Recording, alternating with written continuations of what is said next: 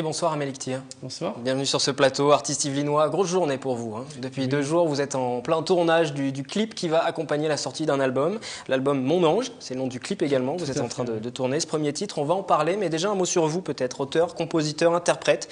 Vous avez commencé comme batteur, comme musicien. Alors aujourd'hui, vous avez envie d'être sous les feux de la rampe, en pleine lumière, devant, c'est ça? Oui, le chemin est assez long en fait. J'ai commencé très très jeune par le chant, par les chorales, et puis oui, la batterie vers l'âge de 13-14 ans. Et puis bon, j'ai fait de la comédie, j'ai fait beaucoup de choses aussi pour en arriver justement à cet album, parce qu'en fait à la batterie on s'exprime pas forcément. Vous étiez frustré en fait, en quelque sorte, un petit peu. C'est pas une question de frustration, c'est en fait on accompagne les autres apportent leur message, s'expriment, et puis nous moins quoi. Voilà.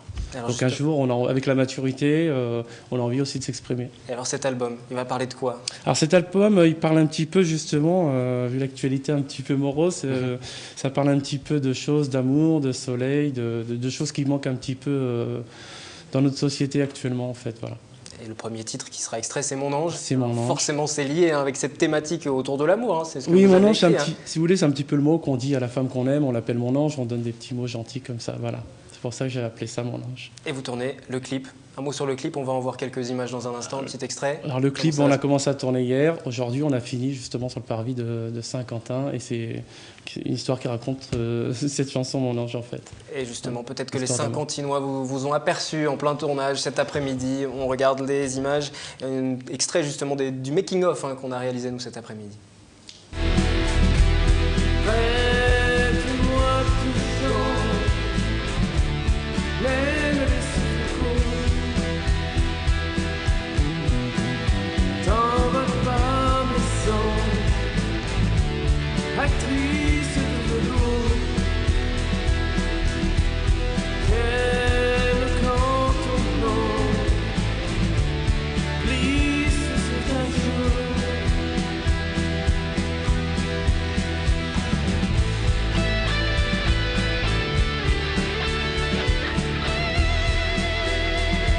C'était donc cet après-midi à Saint-Quentin en Yvelines, à Montigny-le-Bretonneux, devant le théâtre, devant la scène nationale pour ceux qui ont reconnu et qui vous ont peut-être aperçu en train de finaliser ce clip Mon Ange. Donc la sortie du clip, ce sera pour quand? La sortie du clip, bon, maintenant tout est fini, on a fini le tournage. Maintenant ça va prendre à peu près 15 jours, 3 semaines de montage. On va dire fin octobre. Au plus tard, début novembre. Et l'album, lui, va sortir le 1er octobre. 1er octobre, voilà. Donc l'album de Amélie Ktir. Ça vous change un petit peu aussi de votre vie d'avant, parce que vous l'avez dit, vous avez été comédien, vous avez travaillé aussi sur la ville de Guyancourt pour la prévention des délinquance auprès des jeunes de quartier. Oui. Parcours surprenant en fait.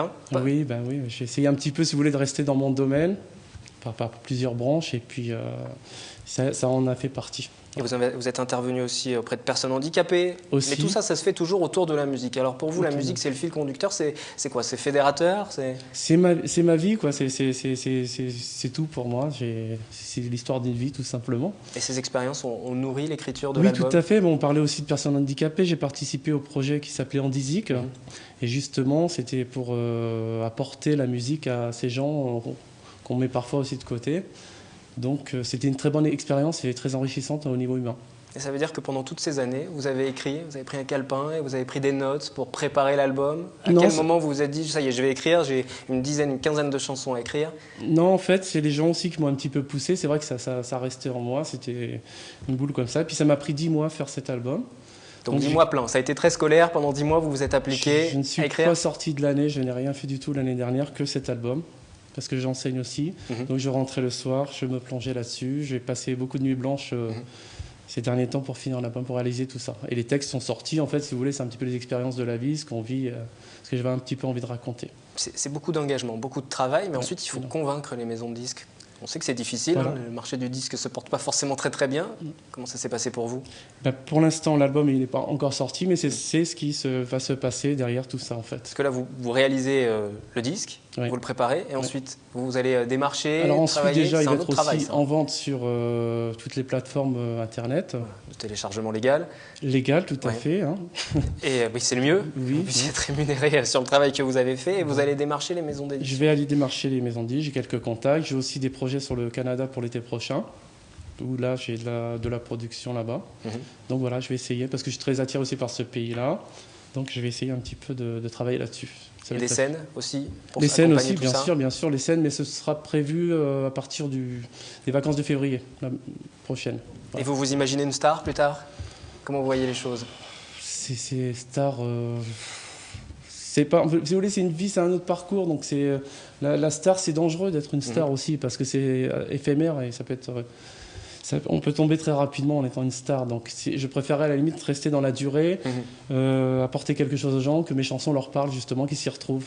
Donc, mon message c'est plutôt celui-ci. Et alors on va demander aux téléspectateurs si eux aussi rêvent peut-être d'être une star, c'est la question que nous avons posée aujourd'hui à Saint-Quentin-en-Yvelines. Non, ça ne me plaît pas, ça ne séduit pas. Ça me séduit pas. J'aurais aimé être une star pour pouvoir faire passer un message, mais une star non pas dans le show business, mais plutôt dans l'acte politique et civique. Voilà.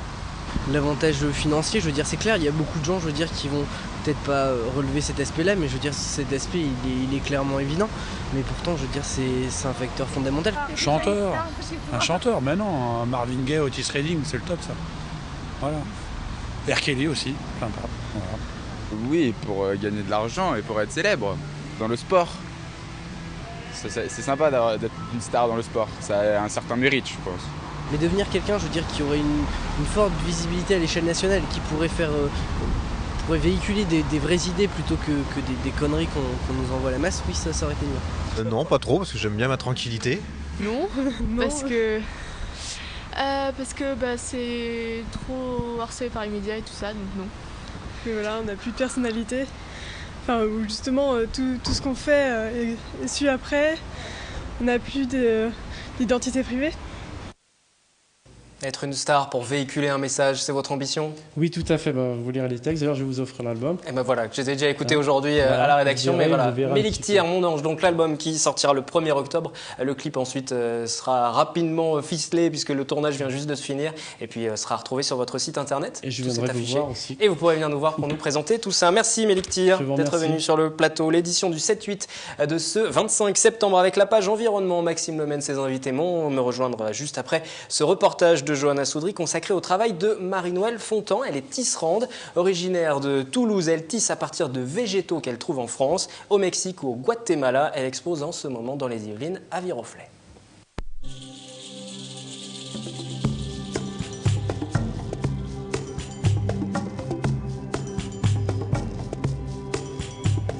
Originaire de Toulouse, Marie-Noël Fontan a longtemps vécu au Guatemala avant de s'installer à Paris. Sa nouvelle exposition est à l'image de sa vie. Entre Europe et Amérique centrale, Marie-Noël a tissé des fils. C'est ma mère qui tissait en fait, qui nous faisait les vêtements. Et donc, quand on est enfant, on copie les parents et voilà. Et elle, au lieu de faire du tricot, elle tissait. Et donc, moi, j'ai fait pareil. Pareil, pas tout à fait, puisque Marie-Noël expérimente. Amoureuse des plantes, elle collecte les végétaux qu'elle trouve en France, au Mexique ou au Guatemala pour les incorporer au fil. Alors du yucca, il y en a en France, parce qu'on en trouve dans les appartements. Mais ce yucca que je trouve, c'est tropical. En fait, il y en a beaucoup qui viennent du Salvador. Et le Salvador, la plante nationale du Salvador, c'est le yucca. Chaque plante est une découverte, mais pour une bonne manipulation, toutes doivent être suffisamment longues sans s'avérer trop lisses. Marie-Noël travaille le fil et le végétal, feuilles, racines ou écorces se mêlent au tissage. Ces créations étonnantes rappellent tantôt des insectes, tantôt des lianes. Des lianes faisant écho à des racines filmées par le salvadorien Guillermo Escalón et mises en musique par le guatémaltèque Igor de Gandarias. Racines aériennes pour une ambiance tropicale où la nature est omniprésente. J'en ai tissé beaucoup là-bas. Mais tout n'est pas tropical, non. C'est juste l'idée.